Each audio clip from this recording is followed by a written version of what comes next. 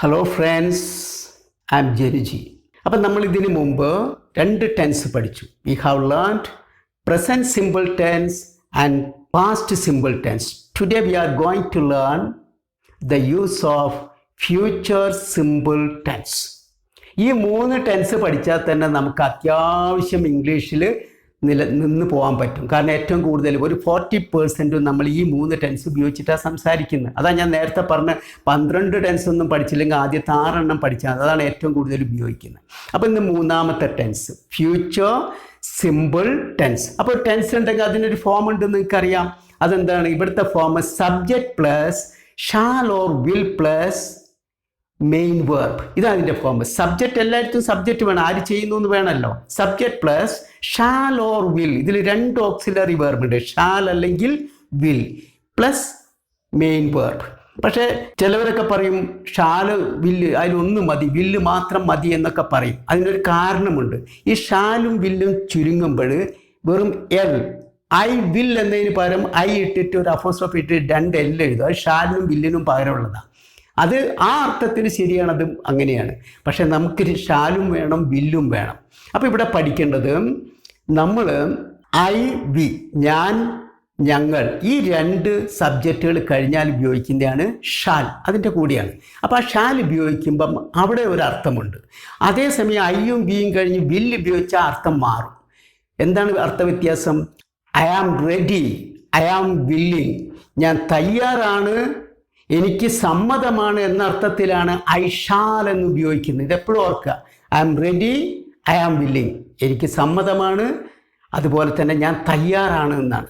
ഞാൻ ഏറ്റു, I offer, ഞാനിങ്ങനെ ഓഫർ ചെയ്യാൻ, ഞാൻ ഏറ്റു എന്നാണ് അതിൻ്റെ അർത്ഥം.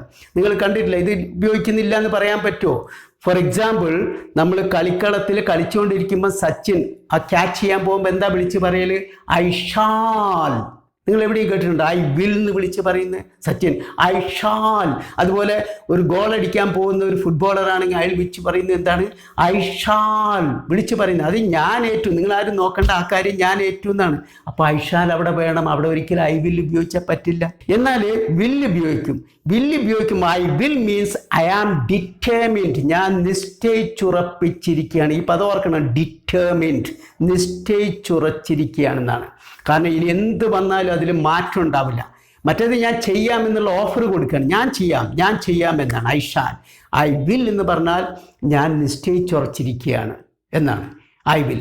ഇത് രണ്ടും തമ്മിലുള്ള വ്യത്യാസം അറിയാൻ വേണ്ടി ഞാൻ നിങ്ങളോട്, ഇതൊരു സാങ്കല്പിക കഥയാണെങ്കിൽ പോലും നിങ്ങൾക്കത് മനസ്സിലാവും കൃത്യമായിട്ട്. ഒരാൾ ഒരു പെൺകുട്ടിയുമായി അടുപ്പത്തിലായി, കടുത്ത പ്രണയമായി. അങ്ങനെ ഇവൻ സാമ്പത്തികമായിട്ടൊന്ന് മെച്ചപ്പെടാൻ വേണ്ടിയിട്ട് അവൻ്റെ സുഹൃത്തിൻ്റെ നിർദ്ദേശാനുസരണം ഗൾഫിലേക്ക് പോകാൻ റെഡിയായി. അപ്പോൾ ഇവൻ ചെന്നിട്ട് ആ പെൺകുട്ടിയോട് പറഞ്ഞു, seen I shall come back after 3 years and I shall marry you. ഇവൻ ഇതാ പറഞ്ഞത്, I shall come back after 3 years, 3 വർഷം കഴിഞ്ഞ് ഞാൻ തിരിച്ചു വരാം. And I shall marry you, എന്നിട്ട് ഞാൻ നിന്നെ കല്യാണം കഴിക്കാം. അങ്ങനെ ഇവർ ടാറ്റ ബൈ ബൈ പറഞ്ഞ് ഇവർ രണ്ടുപേരും 2 വഴിക്ക് പോയി. അങ്ങനെ 3 വർഷം കഴിഞ്ഞപ്പം വളരെ പ്രതീക്ഷയോടുകൂടി അവൻ നാട്ടിലേക്ക് വരികയാണ്. അന്ന് വലിയ അത്യാവശ്യം പണമൊക്കെ സമ്പാദിച്ച് തിരിച്ചു വന്ന് ഇവിടെ ഇറങ്ങി നോക്കുമ്പം കാണുന്നത് ആ പെൺകുട്ടിയുണ്ട് വേറൊരുത്തൻ്റെ കൂടെ പോകുന്നു. കൂട്ടത്തിൽ അവളുടെ ഒക്കത്തൊരു ചെറിയ കുട്ടിയുണ്ട്. അപ്പോൾ ഇവന് വല്ലാത്ത നിരാശ തോന്നി, ദേഷ്യം വന്നു. അവൻ ചോദിച്ചു, അല്ലടി പെണ്ണെ, ഞാൻ അന്ന് പോകുമ്പോൾ പറഞ്ഞതല്ലേ നിന്നോട്, ഞാൻ 3 വർഷം കഴിഞ്ഞ് വന്ന് നിന്നെ കല്യാണം കഴിക്കാമെന്ന്. അപ്പോൾ ആ പെൺകുട്ടി പറഞ്ഞു, ചേട്ടൻ പറഞ്ഞെന്താ അറിയോ? I shall come back and I shall marry എന്ന ഷാലല്ലേ ഉപയോഗിച്ചത്, വില്ല് ഉപയോഗിച്ചില്ലല്ലോ. അപ്പം പെൺകുട്ടിക്ക് അത്യാവശ്യം ഇംഗ്ലീഷിൽ വിവരമുണ്ട്. അതായത് ഞാൻ തിരിച്ചു വരാം, I am ready to marry you എന്നേ പറഞ്ഞുള്ളൂ. ഐ വിൽ മാരി യു എന്നാണ് പറയേണ്ടിയിരുന്നത്. അപ്പോൾ അതിൻ്റെ അർത്ഥം എന്താണ്? ആരെതിർത്താലും ശരി, ഞാൻ നിന്നെ കല്യാണം കഴിച്ചിരിക്കും. നിന്റെ അച്ഛൻ എതിർത്താലും അമ്മ എതിർത്താലും ആരെതിർത്താലും ശരി, ഐ വിൽ മാരി യു. ഇനി നീ തന്നെ എതിർത്താലും ശരി, നിന്നെ ഞാൻ കല്യാണം അത് ഉറപ്പ് കൊടുക്കുന്നതാണ്. മറ്റേലും ഉറപ്പില്ല. അപ്പം ഇനി ആരെങ്കിലും പ്രണയിക്കുമ്പോൾ ഉറപ്പ് കൊടുക്കുമ്പോൾ ഐ വിൽ പറയുക, ഇല്ലാത്ത സമയത്താണ് ഐ ഷാൽ. ഇത് തമ്മിൽ ആ വ്യത്യാസം പറയാനാണ്. ഇനി ഒരു ഉദാഹരണം കൂടി ഇതിന് പറഞ്ഞു തരാം. അതായത് നീന്തൽ അറിയാത്തൊരു ചങ്ങാതി, നല്ല മഴക്കാലം. അപ്പോൾ അവൻ നല്ല ഒഴുക്കുള്ള ഒരു പുഴയിൽ കുളിക്കാൻ വേണ്ടി ഇറങ്ങി. അരികിലിറങ്ങിയതാണ്, എങ്ങനെയോ അവൻ ഒഴുക്കിൽ പെട്ടുപോയി. ഒഴുക്കപ്പെട്ട സമയത്ത് അവൻ പൊങ്ങിത്താണ് പോവുകയാണ്. കാരണം അറിയാലോ, നീന്തൽ അറിയാത്തവർ ഒഴുക്കപ്പെട്ടാൽ പൊങ്ങുകയും താഴുകയും ചെയ്യും. ആ സമയത്താണ് ഈ പുഴ, ഇത് റോഡരികിലാണ് ഈ പുഴ. ആ റോഡിലൂടെ ഒരു സായിപ്പും മദാമിയും നടന്നു വരുന്നുണ്ട്. അപ്പോൾ അവൻ ഇംഗ്ലീഷിൽ, അവൻ്റെ ഇംഗ്ലീഷ് എടുത്ത് കാച്ചി. അവൻ വിളിച്ചു പറഞ്ഞെന്തറിയോ? I will drown and nobody shall save me. I will drown and nobody shall save me. എന്താ അതിൻ്റെ അർത്ഥം? ഐ വിൽ ഡ്രൗൺ എന്ന് പറഞ്ഞാൽ മുങ്ങിച്ചാവുക എന്നാണ്. ഞാൻ മുങ്ങിച്ചാവാൻ ഒരുങ്ങിയിരിക്കുകയാണ്. ഐ വിൽ ഡ്രൗൺ, ആരെതിർത്താൻ ശരി ഞാൻ മുങ്ങിച്ചാവും. I will drown and nobody shall save me. ഒറ്റ ഒരുത്തനും എന്നെ രക്ഷിച്ചു പോകരുത്. ഇത് ഷാലും വില്ലും മാറിപ്പോയതാണ്. സായിപ്പും മദാമിയും എന്ത് ചെയ്തു എന്നറിയാം? അവർ ചിരിച്ചുകൊണ്ട് അങ്ങോട്ട് പോയി. വേറെ വേണ്ടാത്ത ഏടാകൂടെ ഒന്നും തലയിലെടുത്ത് വെക്കേണ്ടല്ലോ. അപ്പോൾ ഇവിടെ അവൻ പറയേണ്ടിയിരുന്നത് ഷാലിൻ്റെ സ്ഥാനത്ത് വില്ലും, വില്ലിൻ്റെ സ്ഥാനത്ത് ഷാലുമാണ്. പക്ഷെ അവൻ്റെ കയ്യിലുള്ള ഇംഗ്ലീഷ് ആണ് അവൻ പ്രയോഗിച്ചത്. ഒരു കാര്യം ചെയ്യാം, കഴിഞ്ഞ് നീന്തൽ അറിയില്ലെങ്കിൽ ഒഴുക്കുള്ള വെള്ളത്തിൽ ഇറങ്ങി കുളിക്കാൻ പോകാതിരിക്കുക. ഇനി പോയാൽ തന്നെ നമ്മുടെ കയ്യിലുള്ള ഇംഗ്ലീഷ് വേണ്ട, നമുക്ക് ആക്ഷനോ അല്ലെങ്കിൽ കൂടി എന്താ മലയാളത്തിൽ വിളിച്ച് പറഞ്ഞാൽ മതി. നിങ്ങളുടെ നിലവിളി കണ്ടാൽ രക്ഷപ്പെടുത്തിക്കോളും. അല്ലാതെ ഇംഗ്ലീഷ് ഒന്നും കയറി പറയരുത് എന്നാണ് ഇതിൻ്റെ സന്ദേശം. ഓക്കെ, അപ്പോൾ ഇതൊരു തമാശക്കഥയാണെങ്കിലും ഷാലും വില്ല്. അപ്പം shall shows your willingness or readiness. നമ്മൾ തയ്യാറാണ് എന്നൊക്കെ പറയാനാണ്, അല്ലെങ്കിൽ എനിക്ക് സമ്മതമാണെന്ന് പറയാനാണ്. വില്ല് ഉപയോഗിക്കുമ്പോൾ ഐ ആം ഡിറ്റർമിൻഡ്, ഞാൻ നിശ്ചയിച്ചുറച്ചിരിക്കുകയാണ്. ഇത് മനസ്സിലാക്കണം. നമ്മളെപ്പോഴും ഐ വി ഈ രണ്ട് സബ്ജക്റ്റുകളുടെ കൂടെ ഷാൽ വിൽ ഇത് രണ്ടും എങ്ങനെ ഉപയോഗിക്കുമെന്നാണ്. അപ്പം ഷാലിൻ്റെ സ്ഥാനത്ത് ഷാലും വില്ലിൻ്റെ സ്ഥാനത്ത് വില്ല് തന്നെ ഉപയോഗിക്കണം. ഒരു ഉദാഹരണം കൂടി പറയാം. ഇപ്പം നമ്മുടെ വീട്ടിലേക്ക് നമ്മുടെ പരിചയത്തിലുള്ള ആരെങ്കിലും വരികയാണ്. അപ്പം മലയാളികളെ സംബന്ധിച്ചൊരു ചോദ്യമുണ്ട്. അല്ല, കുറച്ച് ചായ എടുക്കട്ടെ, അല്ലെങ്കിൽ തണുത്ത വല്ലതും എടുക്കട്ടെ. ഊണിൻ്റെ സമയമാണെങ്കിൽ അവർ ചോദിക്കുക, അല്ല കുറച്ച് ഊണ് എടുക്കട്ടെ. ഇത് മലയാളികളുടെ ഒരു സ്ഥിരം ചോദ്യമാണ്. ഇതിന് തത്തുല്യമായ ഇംഗ്ലീഷ് പ്രയോഗം എന്താണ്? ഇംഗ്ലീഷിൽ അനേകം പ്രയോഗമുണ്ട്. അവിടെ എടുക്കട്ടെ എന്ന അർത്ഥത്തിൽ ഗെറ്റ് എന്ന വേർഡാണ് ഉപയോഗിക്കുക. അല്ലാതെ ടേക്ക്, പിക്കപ്പ് ഇങ്ങനെയൊന്നും ഉപയോഗിക്കില്ല. ഗെറ്റ് എന്ന വേർഡാണ് അവിടെ ഉപയോഗിക്കുക. അവിടെ ചോദിക്കുന്ന ചോദ്യം, can I get you some tea, could I get you some tea, may I get you some tea, ഇങ്ങനെയൊക്കെയാണ് ചോദിക്കുക. ക്യാൻ കുഡായിട്ട് മാറും, അതല്ലെങ്കിൽ മേ ആയിട്ട് മാറും. അത് ബഹുമാനം അനുസരിച്ച് ഇങ്ങനെ മാറിക്കൊണ്ടിരിക്കുന്നതാണ്.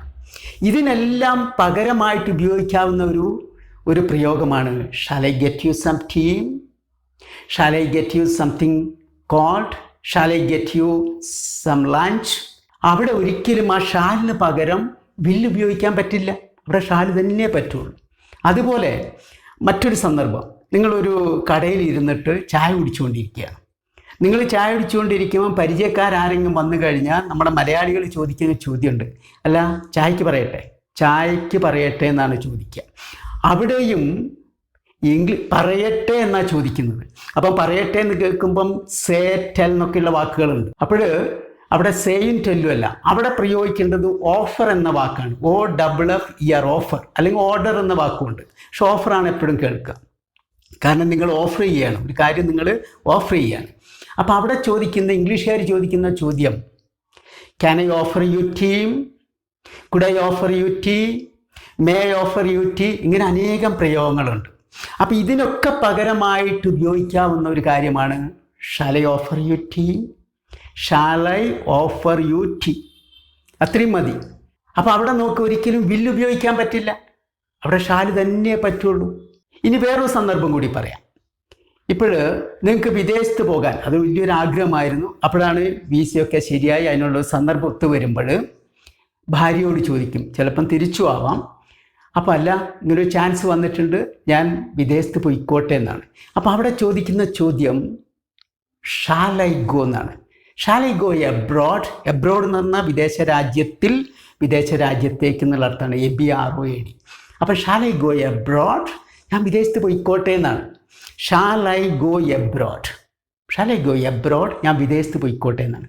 അതിന് പകരം വിൽ ഐ ഗോ എബ്രോഡ് എന്നാണ് ചോദിക്കുന്നത് വെച്ചു. ഷാൽ വേറും വില്ല് ചേർത്ത അർത്ഥം മാറിപ്പോവും. വിൽ ഐ ഗോ എബ്രോഡ് എന്നാണ് ചോദിക്കുന്നതെങ്കിൽ വിവരമുള്ള ഭാര്യ പറയും, അപ്പോൾ എനിക്കറിയോ ഞാൻ വിദേശത്തേക്ക് പോകുമോ എന്നാണ് ചോദ്യം. വില്ലൈ ചേർക്കുമ്പോൾ ഞാൻ വിദേശത്തേക്ക് പോകുമോ എന്നാണ്. ഷാൽ ഐ ഗോ എന്ന് പറഞ്ഞാൽ ഞാൻ പൊയ്ക്കോട്ടെ എന്നാണ്. എൻ്റെ ഒരു സജഷൻ നിങ്ങളുടെ മുമ്പിൽ വെക്കുകയാണ്, ഇങ്ങനെ എനിക്കൊരു താല്പര്യമുണ്ട് എന്നുള്ള കാര്യം, നിൻ്റെ അഭിപ്രായം എന്താണെന്നാണ് ആ ചോദ്യം. ഇവിടെ അതല്ല, ഞാൻ പോകുമോ എന്നാണ്. അപ്പോൾ വിവരമുള്ള ഭാര്യ ചോദിക്കുക, അപ്പോൾ എനിക്കറിയാം, നിങ്ങൾ വല്ല പണിക്കരെടുത്തോ ജ്യോത്സ്യരെടുത്തൊക്കെ പോയി ചോദിക്കുക, എനിക്കെങ്ങനെ അറിയാം നിങ്ങൾ പോകുമെന്ന് എനിക്കറിയില്ലല്ലോ എന്ന് പറയും. അപ്പോൾ കണ്ടില്ല, അപ്പോൾ ഷാലും വില്ലിനും വ്യത്യാസമുണ്ട്. ഇനി പരീക്ഷ എഴുതാൻ പോകുന്ന ഒരു കുട്ടി, ആ കുട്ടി മാഷോട് ചോദിക്കുകയാണ്, sir will I pass the exam? Sir എന്താ പറയുന്നത്, ഞാൻ പരീക്ഷ ജയിക്കുമോ? എനിക്കറിയില്ല, എഴുതിയാൽ ഞാൻ ജയിക്കുമോ? Will I pass the exam എന്നാണ്, ഞാൻ പരീക്ഷയിൽ ജയിക്കുമോ എന്നാണ്. അതിന് പകരം ഈ കുട്ടി ചോദിക്കുക, sir shall I pass the exam? വില്ലിന് പകരം ഷാൽ ഉപയോഗിച്ചാൽ അതിൻ്റെ അർത്ഥം എന്താ? സാറേ ഞാൻ പരീക്ഷ പാസ്സാകണോ? എനിക്ക് വേണ്ടിയല്ല, സാറിന് വേണ്ടിയിട്ട് വേണമെങ്കിൽ ഞാൻ പരീക്ഷ പാസ്സാവാം. Shall I pass the exam? ഞാൻ ജയിക്കണോ? പരീക്ഷ പാസ്സാവണോ? കണ്ടില്ലേ, അപ്പം അർത്ഥം മാറിപ്പോകുന്നു. ഷാലിന് ഷാല് വേണം, വില്ലിന് വില്ല് വേണം. അപ്പം ഐ വി എന്നീ രണ്ട് പദങ്ങളുടെ കൂടെ, രണ്ട് സബ്ജക്റ്റുകളുടെ കൂടെ ഷാൽ ഉപയോഗിക്കും, വില്ല് ഉപയോഗിക്കും. അർത്ഥവ്യത്യാസമുണ്ട് എന്നൊക്കെ മനസ്സിലായി. ഇനി ബാക്കിയുള്ള സബ്ജക്റ്റുകളുണ്ട്, he, she, it, they, you തുടങ്ങിയിട്ടുള്ള അനേകം സബ്ജക്റ്റുകൾ. അതിൻ്റെ കൂടെ എങ്ങനെയാണ് ഷാലും വില്ലും ഉപയോഗിക്കുക എന്നുള്ളത് നമുക്ക് അടുത്ത വീഡിയോയിൽ നോക്കാം. Okay friends, I hope you have got. Goodbye till we meet again.